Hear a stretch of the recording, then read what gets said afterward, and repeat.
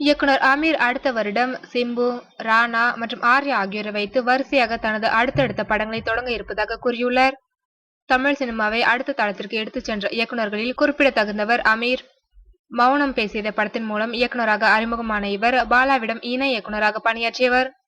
கடந்த 2 வருடங்களாக எந்த படத்தையும் இயக்காமல் இருந்த அமீர் தற்போது 3 படங்களை வரிசையாக இயக்க இருக்கின்றார். அதனைத் தொடர்ந்து இவர் இயக்கத்தில் வெளியான ராம், பருத்தி வீரன் போன்ற படங்கள் ஹிட் படங்களாக மாறியதுடன் அதில் நடித்த ஜீவா மற்றும் கார்த்திக்கு நல்லதொரு பிரேக்கையும் கொடுத்தது. 2013இல் ஜெயம் ரவியை வைத்து அமீர் இயக்கிய ஆதி பகவான் பாக்ஸ் ஆபீஸ் பெரிதாக எடுபடவில்லை. அதன் பிறகு சுமார் 2 வருடங்கள் அமீர் எந்த ஒரு படத்தையும் இயக்கவில்லை. இந்நிலையில் தற்போது ஒரே நேரத்தில் 3 படங்களை எடுக்கப் போவதாக அமீர் தெரிவித்துள்ளார்.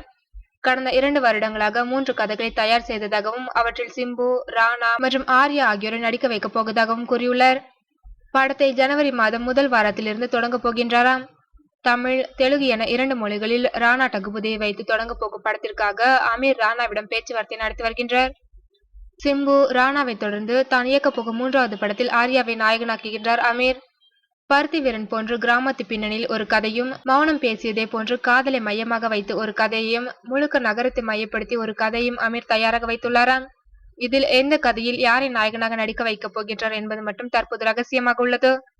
விரைவில் இப்படங்கள் மற்றும் நாயகன் நாயகியை பற்றி முறையான அறிவிப்புகள் வெளியாகலாம் என்று எதிர்பார்க்கப்படுகிறது.